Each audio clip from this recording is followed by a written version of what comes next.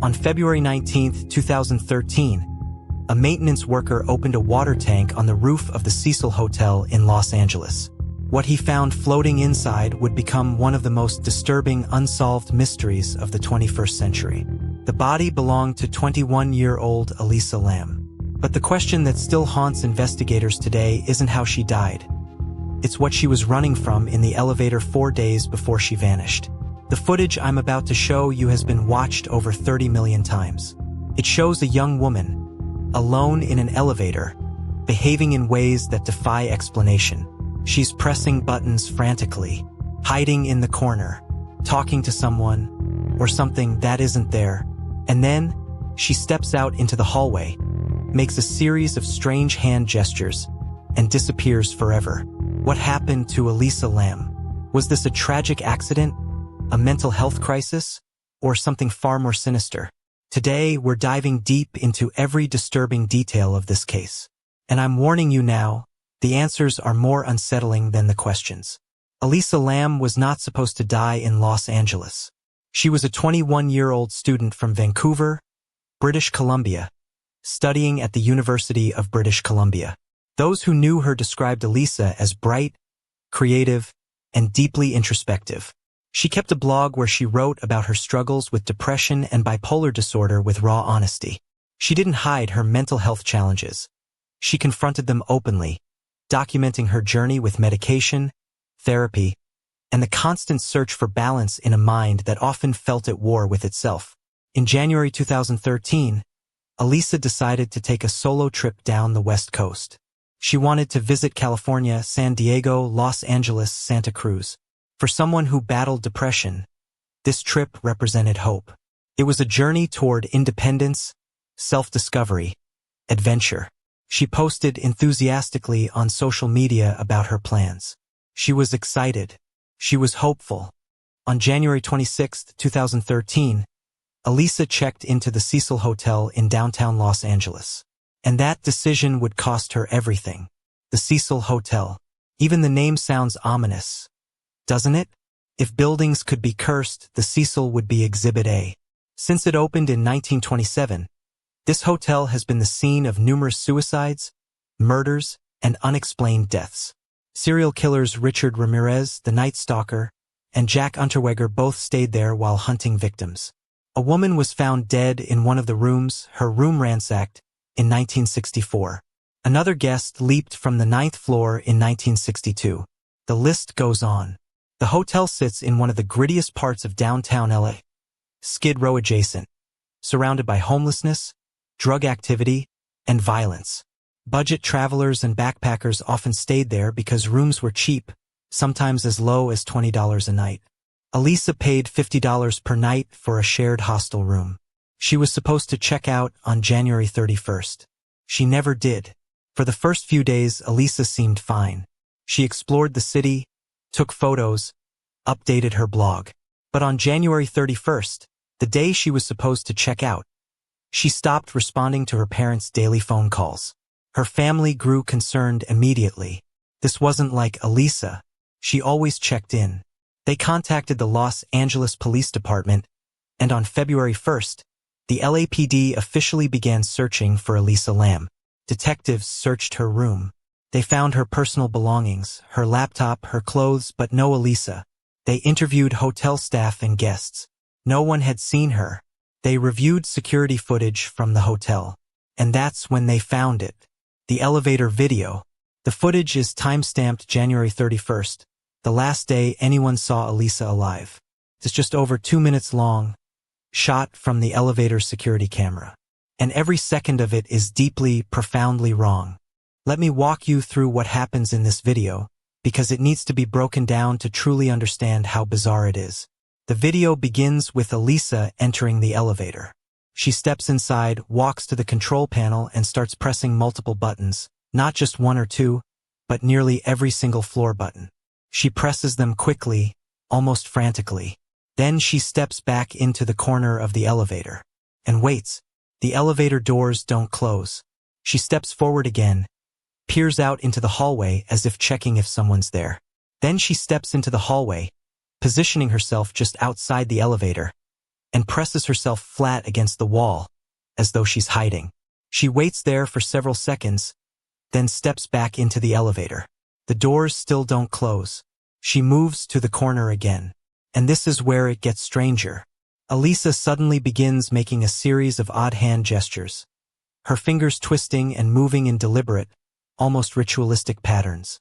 She appears to be talking, but there's no audio. Her gestures are animated, frantic. She looks like she's having a conversation with someone, but the hallway is empty. Then, abruptly, she steps out of the elevator one final time and walks out of frame. The elevator doors finally close. That was the last time Elisa Lam was seen alive. The LAPD released the footage to the public on February 14th, hoping someone might recognize her or provide information. Instead, the video went viral. Millions of people watched it, transfixed and horrified. What was she doing? Why wasn't the elevator closing? Why was she hiding? Who was she talking to? Theories exploded across the internet. Some said she was running from someone. Others believed she was experiencing a psychotic episode. Paranormal enthusiasts claimed she was being chased by a ghost or demon. The hand gestures, some said, resembled those used in an elevator ritual game popular in Korea and Japan, a supernatural game designed to transport players to another dimension. But the internet theories were just beginning, because 5 days later, the hotel's guests started complaining about the water. On February 19, 2013, 19 days after Elisa disappeared, guests at the Cecil Hotel began reporting problems with the water. The pressure was low. The water coming out of the taps was discolored. Some said it tasted strange. A few even mentioned a weird smell. Maintenance was called to investigate. They checked the plumbing, the pipes. Everything seemed fine, so they went to the roof to check the water tanks. The Cecil Hotel had 4 large water tanks on the roof, each about 8 feet tall and 4 feet in diameter. They supplied water to the entire building. The tanks were supposed to be locked and secured, accessible only to maintenance staff. When the worker climbed the ladder and looked inside one of the tanks, he found Elisa Lam's body floating in the water. She was naked. Her clothes and personal belongings were found floating nearby in the tank. She had been dead for over 2 weeks. And during that entire time, hotel guests had been drinking, bathing in, and brushing their teeth with water from that tank. The Los Angeles County coroner arrived to extract her body. It was a difficult operation. They had to cut the tank open to remove her. The scene was grim, but the real mystery was just beginning, because the question everyone immediately asked was, how did she get in there? So what happened to Elisa Lam? Let's go through the theories one by one. Theory 1. Accidental death due to mental health crisis. This is the official conclusion. The coroner ruled that Elisa's death was accidental, likely the result of her bipolar disorder. The theory goes like this. Elisa stopped taking her medication consistently. Without her meds, she entered a manic or psychotic episode. In this altered mental state, she accessed the roof, somehow, and climbed into the water tank, possibly believing she was hiding or escaping from something. Once inside, she couldn't get out and drowned. This would explain the elevator footage. Manic episodes can cause paranoia, hallucinations, and erratic behavior. Elisa might have believed someone was chasing her. She might have been trying to hide. But critics of this theory point out the logistics. Even in a psychotic state, how did she bypass the locked roof door? How did she open the heavy tank hatch? And why would she remove all her clothes? Theory 2. Foul play. Many people believe Elisa was murdered. They point to the fact that her death was initially investigated as suspicious by the LAPD before being ruled accidental. They note that serial killers had stayed at the Cecil before. They question how a young woman could access a locked roof and climb into a water tank without help. Some theories suggest a hotel employee was involved, someone with access to the roof and keys. Others believe she was followed by a stranger who saw an opportunity. But there's a major problem with this theory. No evidence. No signs of struggle. No witnesses. No DNA evidence. No suspects. Theory 3. The paranormal. The internet ran wild with supernatural explanations. Some claimed Elisa was possessed. Others said she was playing the elevator game, a ritual where players press a specific sequence of buttons to reach a parallel dimension. In the game, a woman may enter the elevator on the 5th floor, and players are warned not to look at or speak to her. In the elevator footage, Elisa presses multiple floor buttons. Could she have been trying to play the game? Paranormal enthusiasts also noted the Cecil Hotel's dark history and claimed the building was haunted. But skeptics dismiss these theories as sensationalism fueled by horror movie logic. Theory 4. The dark water connection.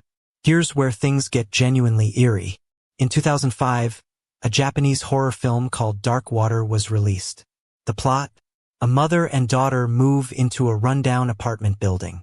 A young girl went missing in the building years earlier. Her body is eventually discovered in the building's water tank on the roof. The water in the apartment turns black. The ghost of the dead girl haunts the protagonist. The similarities to Elisa's case are chilling. But it gets weirder. The film is based on a short story by Koji Suzuki, who also wrote The Ring. In The Ring, the victim's name is Elisa Lam. Wait, no. Actually, the victim's name in the American version is Samara, but in online discussions, people conflated details and spread the rumor. Still, the parallels are unsettling. Was this purely coincidence? Or had Elisa seen the film and, in a disturbed mental state, somehow reenacted it? Despite the official ruling, questions remain. Why were the elevator doors malfunctioning? The LAPD said the elevator was programmed to stay open if too many buttons were pressed, a safety feature. But some people claim the elevator doors should have closed after a set period. Why didn't they? How did Elisa access the roof? Hotel staff insisted the roof door was locked and alarmed. Yet there's no record of the alarm being triggered. Was the door left open by mistake? Did Elisa prop it open earlier? Did someone let her through? Why was she naked? Her clothes were found in the tank with her, suggesting she removed them herself. But why? Drowning victims sometimes remove clothing in a phenomenon called paradoxical undressing, usually due to hypothermia. But the water in Los Angeles in January wouldn't have been cold enough to cause that. Why wasn't there more urgency from the hotel? Guests complained about water issues for days before maintenance checked the tanks. Why the delay? And perhaps most hauntingly, what was she running from in that elevator? Elisa's death devastated her family. They filed a wrongful death lawsuit against the Cecil Hotel, alleging negligence in maintaining security. The case was eventually dismissed, with the court ruling that the hotel could not have reasonably foreseen Elisa's death. The Cecil Hotel tried to distance itself from the tragedy. In 2017, the hotel was renovated and rebranded as Stay on Main, but the stain of its history remained. In 2021, Netflix released a documentary series called Crime Scene: The Vanishing at the Cecil Hotel, which reignited public interest in the case and in Elisa herself. But the documentary also sparked controversy. Many viewers felt it sensationalized Elisa's death and mental health struggles. Internet sleuths who had harassed innocent people in their amateur investigations were given screen time. Critics argued the series exploited a tragedy for entertainment. Elisa's family has remained largely silent, grieving privately. So what really happened to Elisa Lam? The truth is, we may never know for certain. The official ruling says accidental drowning. The evidence suggests a mental health crisis. But the questions, the inconsistencies, the eerie coincidences, they leave room for doubt. What we do know is this: a young woman, struggling with her mental health, traveled alone to a city where she hoped to find peace. Instead, she found herself in a building with a dark history, surrounded by dangers she couldn't see. And whether through accident, illness, or something darker, she ended up in a place no one should ever be, trapped, alone, and running out of time. The elevator footage haunts us not because of what it shows, but because of what it represents. A person in distress trying to escape something real or imagined and failing. It's a reminder of how fragile our minds can be, how quickly we can lose control, how terrifying it is to be truly, utterly alone.